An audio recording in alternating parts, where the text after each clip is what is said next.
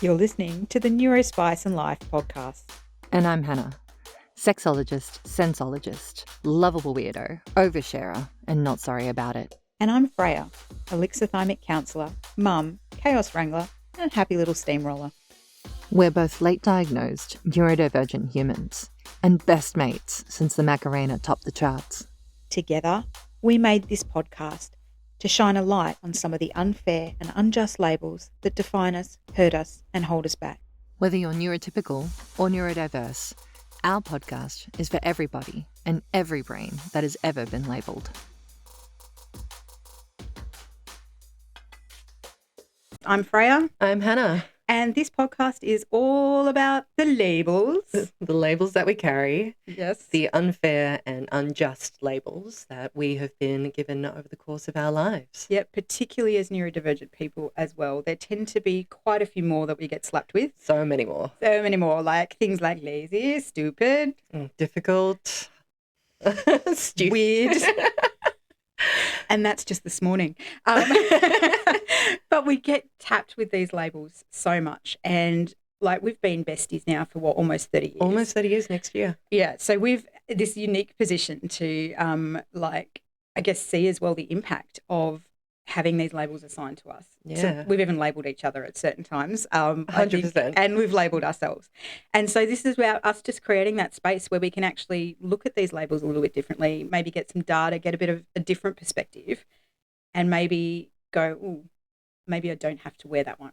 Yeah. Or maybe I can wear it in a different way. Like I love your T-shirt. So we made nerdy T-shirts, and because that's how we roll. And hers is like the spice jar on the front, and it's like got weird and wonderful, right? So those two things existing together. Absolutely. And Freya's wearing one that's a spice jar that says not, and the label says lazy. Yeah, not lazy. As a sexologist, I've had a lot of people ask me whether this podcast is going to be about sex and love, and it will be.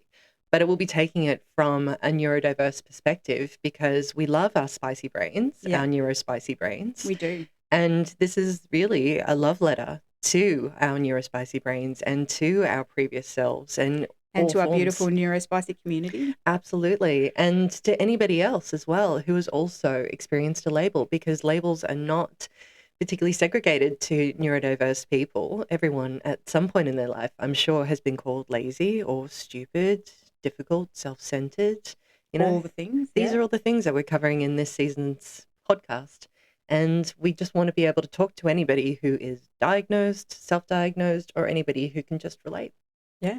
And so each episode's pretty simple. It's broken up into two parts. So first part is we look at the labels and our stories and experiences with them, or for the record too, Hanna is a sex therapist and I am a counsellor. We came to these careers much later in life, and will loop you in just on the like journey our diagnosis. Exactly. It's like the aha moment later on. But, also as well, like these are common things that we're finding coming up a lot in the therapy room, and the ability to reauthor those labels. So, we'll talk about those experiences. We'll talk about those stories, what carrying those labels looks and feels like. We'll then, in the first episode as well, talk about some of the science, some of the other possible explanations of what can be going on. So it's like, if it's not laziness, like why are you sitting on the couch doom scrolling on your phone while your house looks like it has been taken over by a series of raccoons on meth? Like, why are you not just cleaning the house? Come up a lot. Yeah. the raccoons do make I'm sure will make a recurring appearance. But yeah, it's like, well, if you're not lazy, like how else do we explain that? Absolutely. And so we'll cover that in the first episode. We'll invite you to pause and take a little bit of a break and reflect and see how that fronts up for you or doesn't, and your own narrative, your own story with it. And then we'll come back for part 2 the following week. Yeah, part 2 is all about reframing. So the first part is the reflection, the second part is the reframing. Yeah. And it's really about taking that view of compassion. Yes. Because at the end of the day, like regret's probably one of the worst things. And the realization that there's nothing actually wrong with you. Mm-hmm. And having this beautiful opportunity to, knowing the why doesn't always make action happen. It doesn't always create the space for change, but being able to have that beautiful level of acceptance and compassion for your brain, for the you that is now and the you that was. Yeah. And then we'll share some tools as well. Yeah. That have worked for us. You'll hear this disclaimer, I'm sure, every episode. But they're not a replacement for therapy. It's not a therapeutic relationship. They're general advice, they're education, information, but it's stuff that's worked and helped us. And we're like, you know what, we want to try and make it a little bit easier to accept ourselves, a little bit easier to be more compassionate, Yeah. and a little bit easier to make the parts of having a beautiful neurospicy brain that are hard a little bit easier, a little bit less lumpy and bumpy and difficult and weird. Yeah. Yeah, absolutely. And the thing is that while we want to share our journey and our stories, we hope that you can hear something in our different perspectives, because a lot of the times we'll take one label and we'll approach it from two different perspectives. Completely different perspectives. And then wonder how we were friends for so long. Yeah.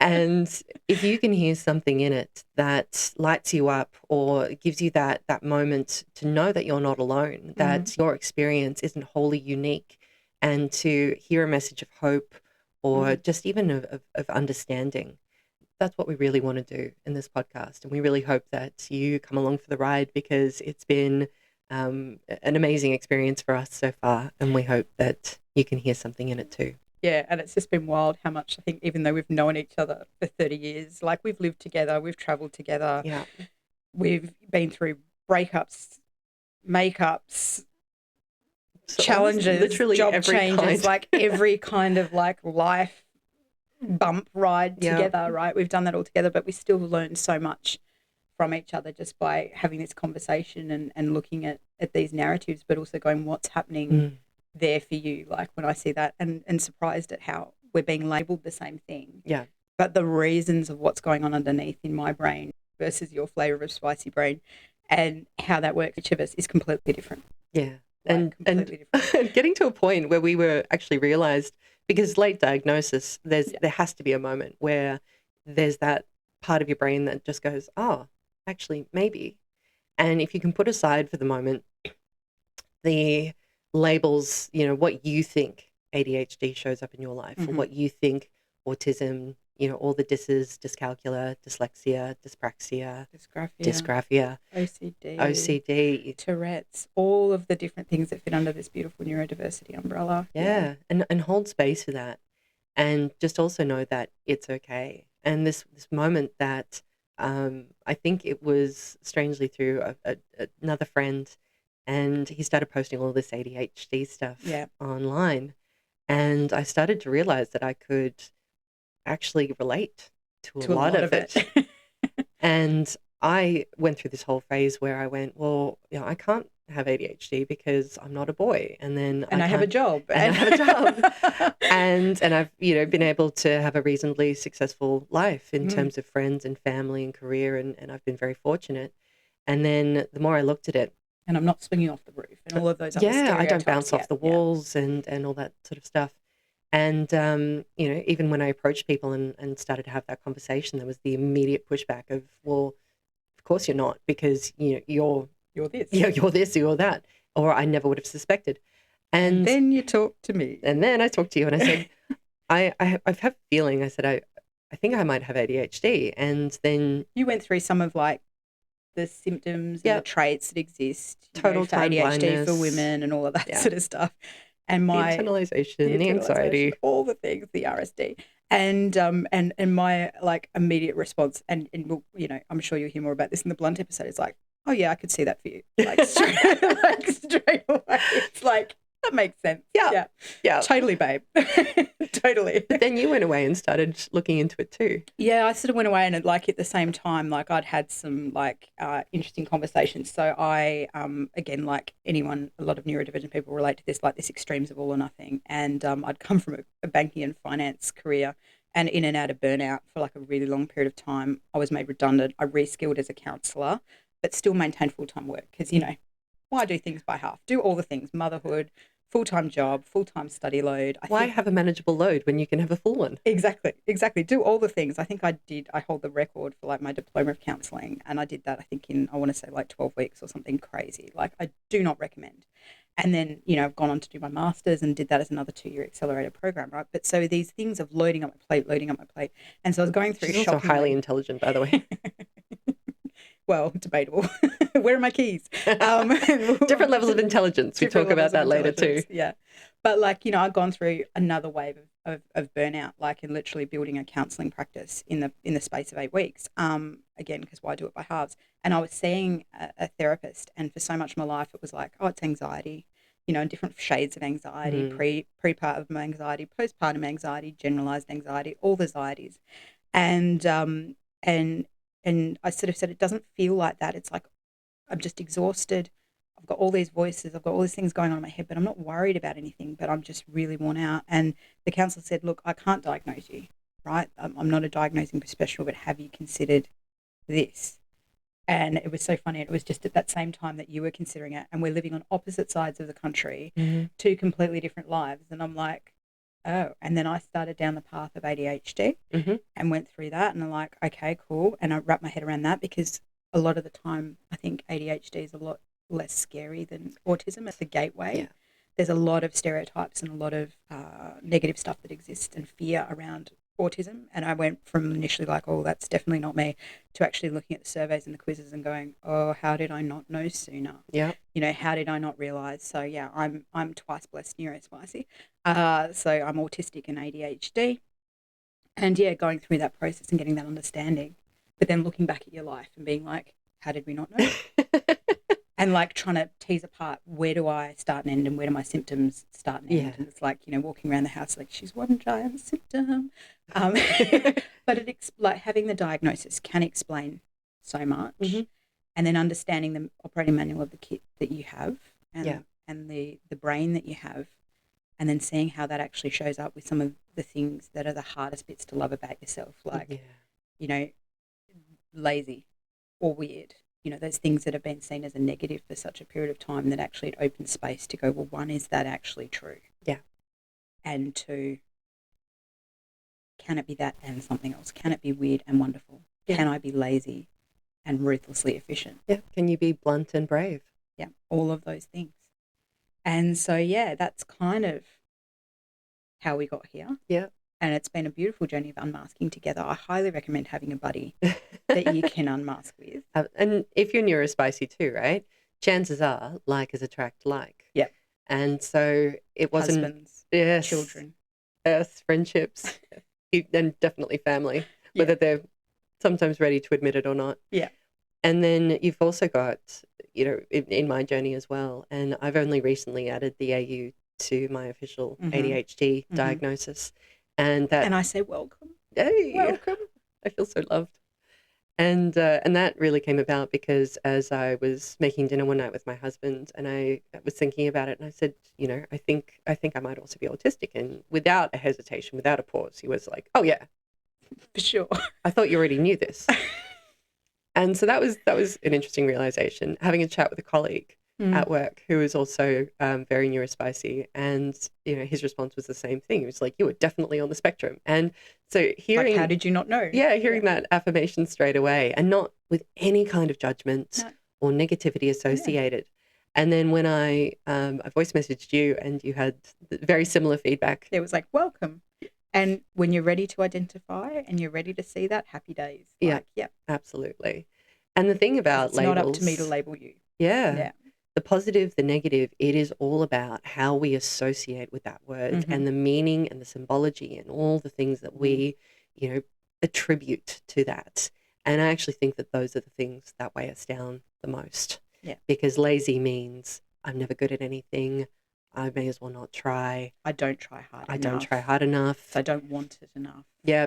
And it's not that hard. Everybody else can do it. Why can't I? Grow up. Oh my gosh. Yeah. Adult today. Be an adult. Be a grown up. Yeah. All those things. Positive, negative labels. Like, so a lot of the positive labels can be, oh, you're really smart. You're really pretty. Or you're so mature for your age. You're an old soul.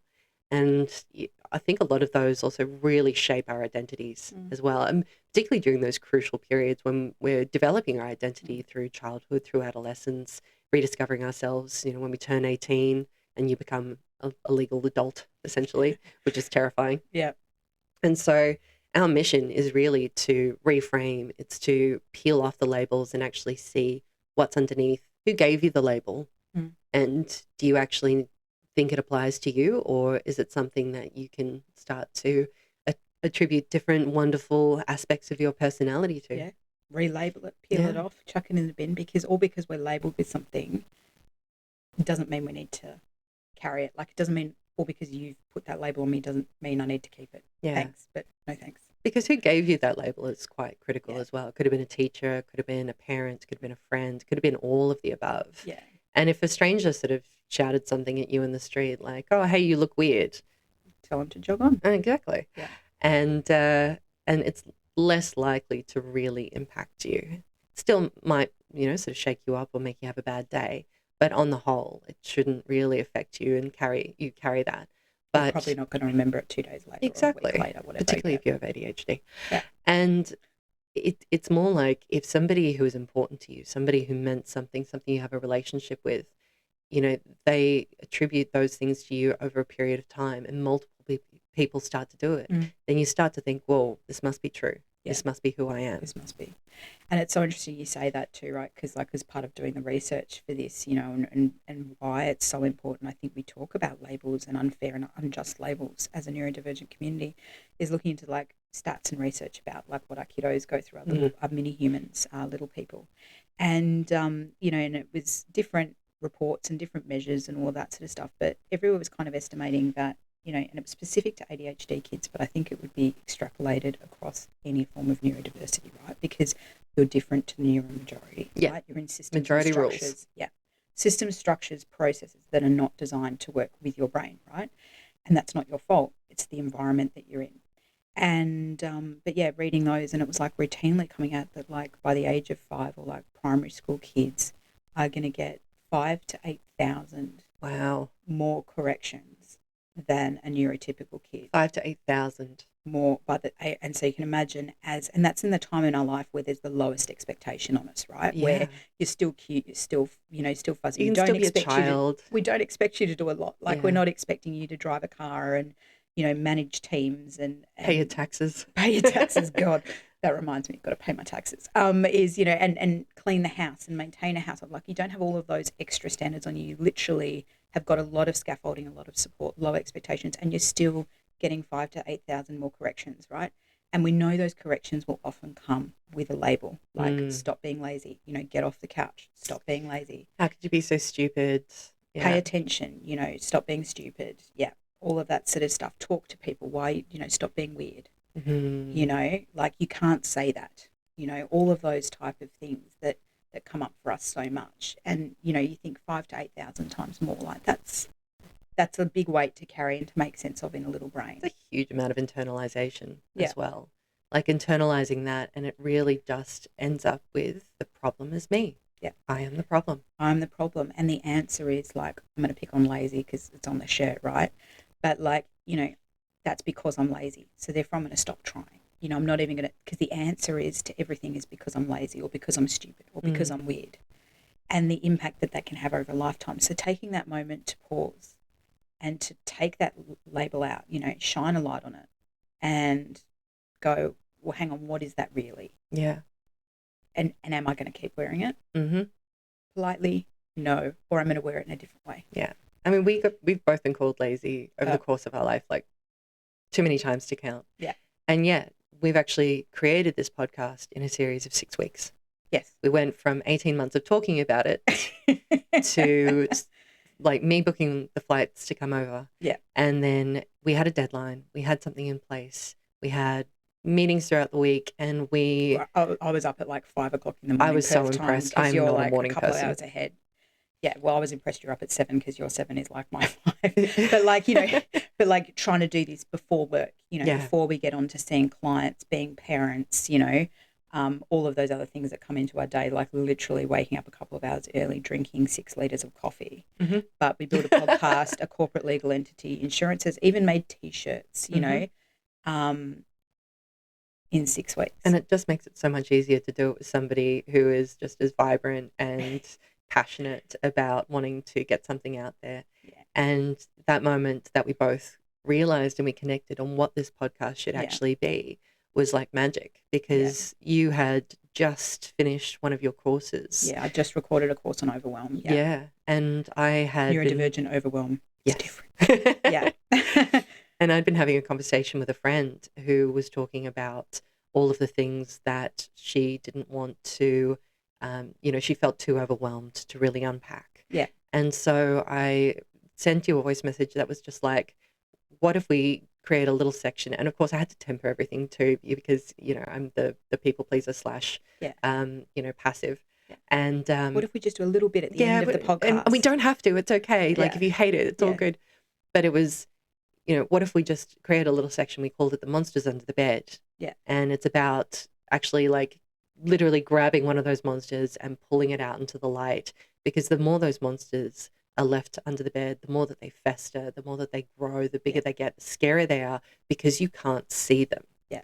And the speaky part about this, right, and I have to say this because this is what gave me chills with the whole thing, and this was the exact analogy she used is like when you're a child and you're lying in bed at night time and the lights are out and you see a pile of clothes on the floor and you think it's a monster. Yeah. And then you turn a light on and then you discover it's not actually a monster at all. It's just a pile of clothes. Like, could we shine a light on some of this stuff? Yeah. And that moment I heard it, and that was literally almost verbatim the exact thing I had recorded in an overwhelm course, and bringing some of the things to surface and to light. Like a few days ago, like I left you a voice message back again in my typical concise fashion. I was in bed with my daughter at the time. I'm like, nighttime routine needs to pause because I need to get this thought out. And I was like, babe, that is the podcast. Yeah.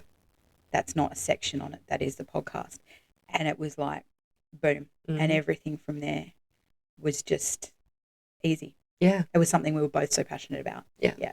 And it's not the first time that you and I have had. It happens a lot. Yeah. And it's almost this weird telepathic clairvoyant connection. Yeah. I mean, there'd be times where I'd rock up to your house and I'd open the door, or you'd open the door, and we'd both be wearing the exact same thing. Almost, yeah, identical, yeah. And over the course of our 30 years of friendship, we've had this beautiful, coming together and pulling apart and coming together kind of movement where you've gone into sales, I've gone into sales. Yeah. I've gone into project management, you've gone into project management, you went into counselling, I went into sexology. Yeah.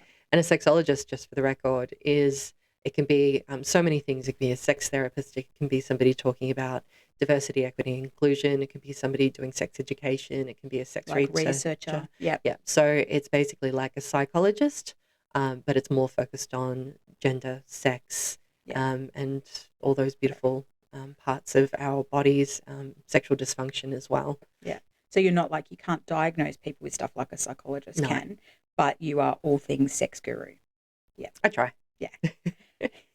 You are. You're amazing. And just explaining how the body and the mind all work together or don't in certain cases. And that lens of bringing that in too, because even like from a neurodivergent perspective, that side of life can be very difficult and very different. I shouldn't say difficult, very different, and come with its own sets of benefits and challenges. So having somebody that gets it of like, why is it that suddenly you're zoning out or whatever, can be really powerful. So, and similarly for your own practice as well, like the amount of like parents out there that are struggling, they've got neurodivergent children and they're finding it difficult to deal with. Yeah. And you are so wonderful in terms of like being able to reframe and being able to help those parents. Yeah.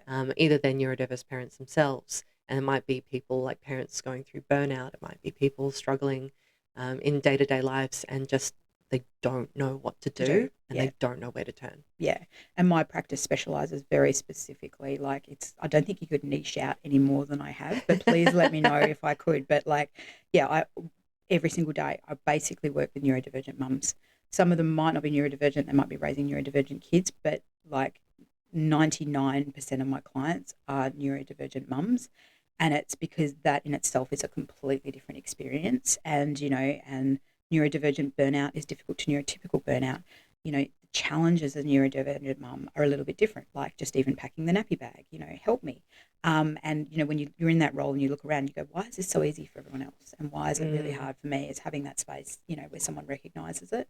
And a lot of it's also post-diagnosis support. And because a lot of mums find out about their own neurodiversity when they're looking at their kids and they start that process and they start working that through and they go, but I was like that as a kid. If you're going through a neurodiversity diagnosis for a child and you've said that, then it's an invitation to look a little bit deeper as to what might be going on for you. But when you're then going through that and then you've got this diagnosis, which is helpful, but then how you can reconcile that with your identity, with your world, and coming up with structures and supports that work for you and your brain. You know, the same as in your practice. It's, you know, coming up with relationship strategies and coming up with a healthy sex life and what that looks like for you in your body and your brain. What's going on underneath the surface? Yeah. You know, it's like, you know, if we're tired, having sex is difficult. If we've got a headache, having sex is difficult. You know, there's so many different physiological reasons as to why you might be experiencing something. And, you know, like, I think there's this tendency as well for people to jump straight away into the worst case scenario. Like, if it might be one time, it's all of a sudden, oh my God, I'm impotent. What if it's every time? Yeah, what if it's every time? And so there's a lot of fear and shame and guilt and embarrassment about sex. And again, those messages often come from our childhood, our adolescence as well. And when you take it from a neurodiverse perspective, you look at impulsivity, you look at hyperfixation, sensory needs, big one. Yeah, and kind of going, well, I don't like this and I'm weird for it. Or I was with a boyfriend and he told me, or that, you know, I was with a girlfriend and she told me. And it was difficult. You're in a really vulnerable position. And often that's actually the worst time to label somebody, because that's, you know, when you're vulnerable, you're open, you're exposed. And they're the ones that tend to almost like be branded into you instead. And they're often the hardest to shift. Yeah. And it's really interesting. We started looking into this more and going, well, labels are such a horrendous thing for us. Like, why do we do it? Like, we all do it. Like I said, we've done this. We've labelled each other over the years. We've labelled ourselves, right? And it's interesting looking at the sciencey stuff behind it, you know, and we'll do that from time to time and hopefully make it accessible for you, because like, we're not great at remembering really complex long words and theories and jargons, and I can't pick a name out of a lineup. Like, so we will be posting links. We'll make sure that the resources are available for you to go read and review if you want. You want to, because again, it really is so important to take that time to reflect, you know, read some articles, see how you relate to them as well, because the science is there. And this is something that you and I have talked ad nauseum about as well, is that the part of the reason why labels exist in this framework is often due to the debilitating or disabling environments that we've grown up in. And so when it actually comes to looking at the best of what we have, the best of what we have right now is basically what's in the DSM-5. DSM-5, which is the Diagnostics and Statistics Manual that psychologists and psychiatrists use. And so, you know, we're up to version 5. And there'll keep being more versions. Absolutely. But they only started in the 1950s. And so you actually have to take this whole historical framework to really understand that the first time someone was actually, you know, somebody wrote down the symptoms of what ADHD looks like. And so I think it was sort of 1990s when it was actually sort of properly put in the DSM, but it wasn't until 2008 that adults could be diagnosed with ADHD. And it wasn't until the same edition that you could have, you could be autistic and ADHD at the same time. So in previous versions, and that was the DSM-4, in previous versions, you had to prove you were not autistic to get an ADHD diagnosis. So part of the diagnosis process is you need to exclude other things. And so to be ADHD, you had to prove you weren't autistic. And so now, shockingly, they're discovering that like 80%, you know, anywhere they say between 70 to 90% of people are receiving both those forms of neurodiversity diagnosis. And the same thing with like learning, like different learning abilities. And dyslexia, it took 135 years for it to be categorized as learning disability. So that's from it first being noted as a thing. And then obviously it wasn't a DSM until the 1950s. But since then it took a while to get in. And again, it was just under general like learning stuff. So, and the only reason we reference this, right, is these are categories that we use to try and understand the human experience. But the science is not where it needs to be, because when they change something like the DSM-5, it's got downstream impacts, right? It's got impacts to medical funding. It's got impacts to disability protections, you know, so changing it's not something that can be done lightly. And also as well, overnight. And also as well, when you create criteria for something, it needs to be, and I can't remember the term for this, and that's just so my brain, right? But like I can't remember what the term of this is called, but basically it needs to include the most number of people that meet that criteria, but exclude other people that meet that criteria. So for example, like if we look at pregnancy, right, and you're in trimester 1 and you're feeling nauseous, right, that's like one part of the pregnancy experience, right? You know, morning sickness. Some people have it, some people don't, right? So, but if we counted every person that said, I woke up this morning and felt nauseous, and then, oh, you must be pregnant. Like men would also, everyone on the planet at some point in their life would be called pregnant, right?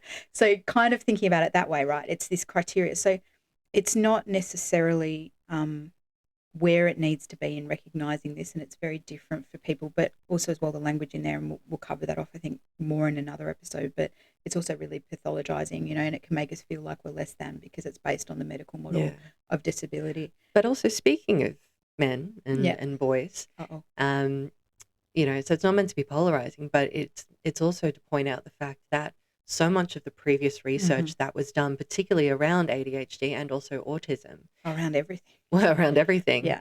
Women are excluded. It's only recently that we've been included in a lot of the medical Studies trials. and data, for medicines and things like that, because apparently our hormones make the outcome a little bit less too predictable. And apparently we are just men's bodies with breasts. So when we look at the history of ADHD in particular, and boys were studied because boys often exhibited the external symptoms of the hyperactivity. And so autism as well. 100% the same thing. And I know some of the, I think dyslexia was the same. Dyscalculia was noted in boys first. Yeah. And it wasn't until I think it was the late 90s that there were 3 amazing female doctors that recognized that they had their own symptoms that didn't fit the official diagnosis. And it got to a point where they weren't being listened to. So they just went out and did the research on themselves.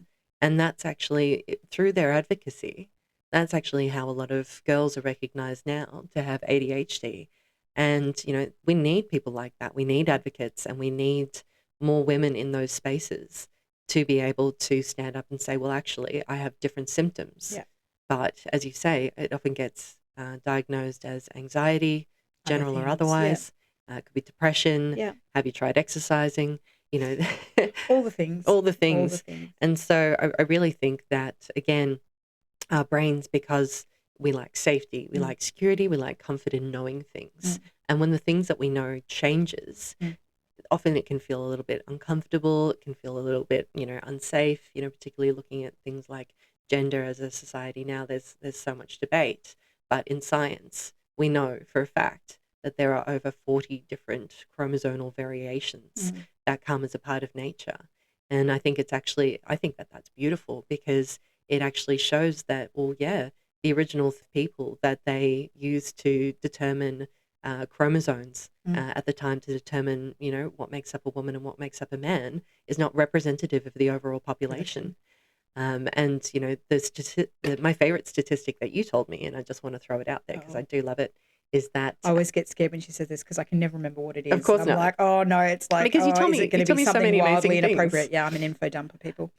Was that the number of intersex people? So intersex is another gender, and there are roughly the 2% of people are intersex, which is roughly the same amount of people as redheads. Yeah, in the global population. And so if you know somebody who's a redhead, chances are you know somebody who is intersex. Yeah. But they just may not know it either, because you would need all sorts of diagnostic testing. So just keeping in mind that, the things that we think we know aren't static. Yeah, it will change, it will evolve. Yeah. People will look back at this years later and go what were you guys thinking? But we go through this with the best information we have at the time. And the reason we raise this too, right, is when we label things and we categorize things, so whether that's something official like the DSM-5, or whether it's other things in our lives like calling somebody lazy, it comes from a place of survival. And so when you understand and appreciate our brains, that 95% of them is built around survival, right? There's some other cool stuff like imagination that's put on there after, whatever, but fundamentally the purpose of our brains is to keep us alive.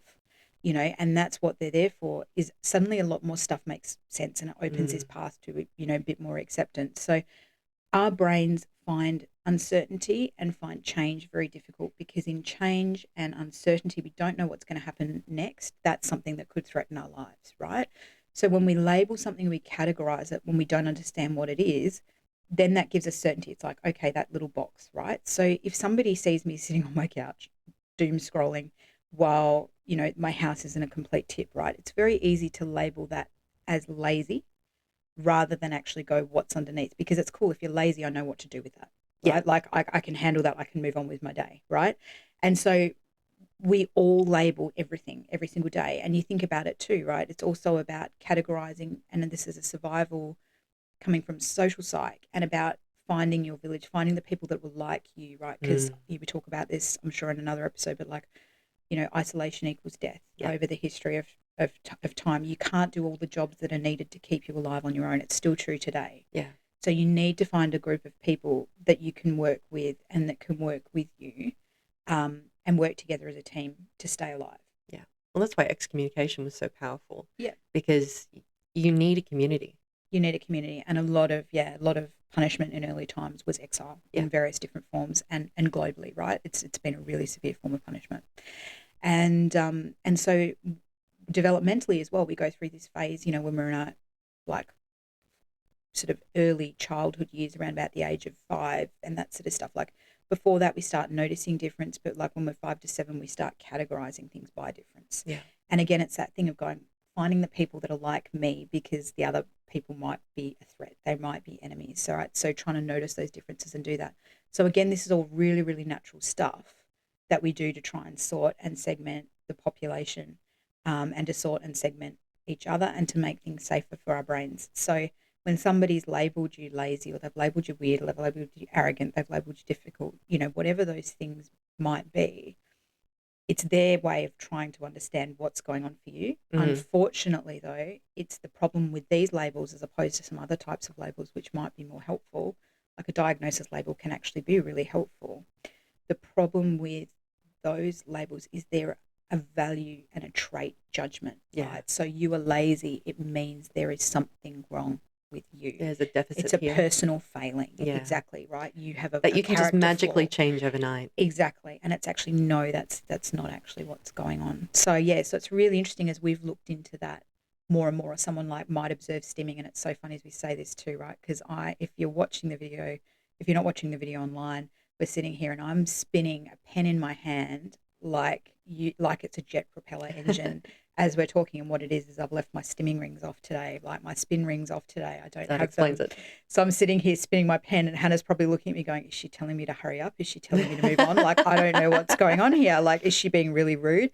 And it's actually my way of making sure that I'm listening and paying attention and staying on task. And funny, I wasn't thinking any of those things, because I know that you this know is exactly your what's going on, but other people online might be like, what's she doing? It's the same thing. It was just like, you know, before we were having a conversation, I was typing a message. I can do both of those things at the same time. Yeah. How well is a different story. But I've taught my brain to separate tasks out, as long as one is manual and one is listening. Yeah. It helps you listen better. It actually helps me listen better. Yeah. And there's times where people will come over to my desk, because I also have a separate corporate gig as well. And I will be able to still talk to them while typing, but I'll be looking away from my screen and typing at the same time. And people don't believe me that I can do the same thing. And as you've just said that, it's so funny. I've taken lid off said pen and I've scribbled down inattentive and inconsiderate with a star around it. It's like, that might be some stuff we can bring into season 2 as we unpack more labels as Absolutely. we go through. But keeping in mind, right, like, and, you know, I really feel like this term in itself actually has a really bad rap, which is construct. Labels create identity. Your psychological identity is a construct of the labels that you have been attributed with, or you attribute to yourself. And so, again, it's making sense. Your identity is not static either. People can change. You just have to be able to make room for it. But before you can make room for it, you have to accept what is. And then understand what it is that you want to change. Do you want to change the label, or do you want to be more accepting of it? Yes. And both of those things are totally okay. And so it really comes down to, the aspect, I think, of our podcast, which is the so what? Yeah. So what? I have this label. What Yeah. now? What now? And I think there's a fantastic opportunity, and I know that I've actually done this through this podcast as well, is I've reparented myself in a lot of ways. I've been able to take the labels that I was unfairly or unjustly given at the time and either turn it into something positive, like weird. I love the term weird because weird for me is just like, that's where the magic lives. Yeah. Whereas lazy. She's got the magic in me. Welcome to my jukebox brain. I mean, even as we're sitting here, right, we're in the magic wardrobe, which, I would have loved to have had as a child. And it's got these beautiful, fake flowers hanging from the ceiling. And I'm sitting on a fluffy rug on a fluffy beanbag. And with stuffed toys. And stuffed toys, and fairy lights. I've got my hair in pigtails. I mean, and I'm wearing my favorite butterfly earrings. I mean, these soft elements of myself, which I used to get told to harden up, that I was too soft. And so I sort of created these really hard shells and these layers. And it's taken me such a long time to unpeel those hard layers or chip them off literally over time, like a marble statue or something. I was going to say, as you say that, I'm picturing you going away hammer and chisel. Yeah, and then accidentally hammering off my own nose. Yeah. What is that? Cutting off your own nose to spite your face. Yeah.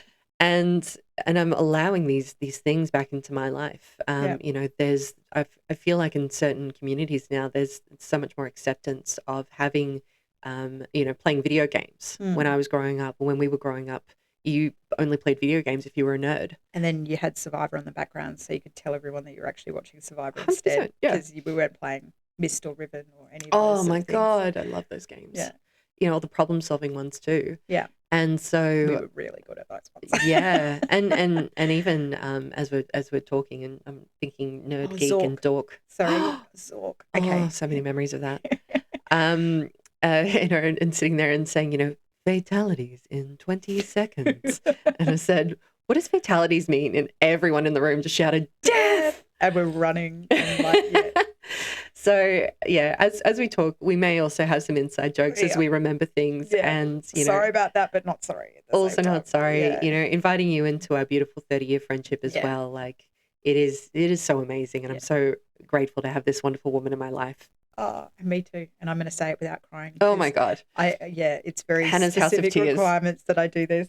Hannah is, I love it, and I love this about her, is she literally wears her heart on her sleeve, and it's absolutely gorgeous. I'm looking for a tissue. Oh, it's all right. I've got one here. You got one here. But yeah, no matter how many times it gets smashed too, it's just like the heart goes right back out, because I think that that's actually the most beautiful thing that you can do, is not shut out that part of yourself. Yeah. Absolutely.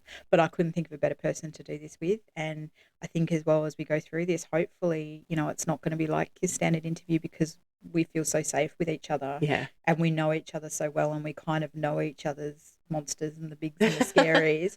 So there's probably going to be also quite a bit of oversharing, I imagine, as we go through episodes as well, because we're both big oversharers. We're both too much and just enough at the same time, which I love. And so, hopefully, as we go through and listen along, it will give you some of that space to think about labels. And that's probably a really good point to pause. And so that's going to be the end of episode 1.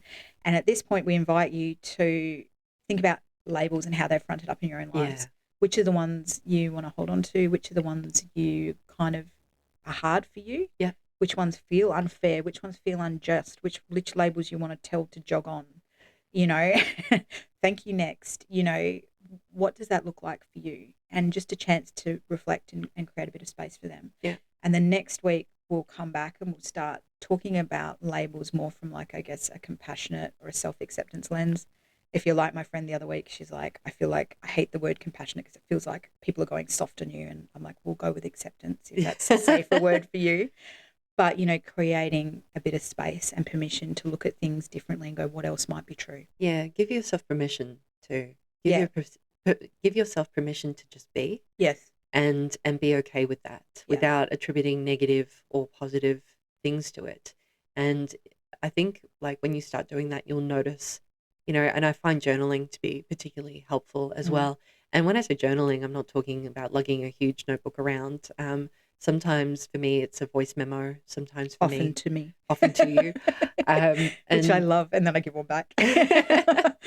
I have actually recorded podcasts for friends that have just been half an hour waffling sessions. Which we listen to in double time. Yes. Because our brains can do that. I Absolutely. love that. Yeah.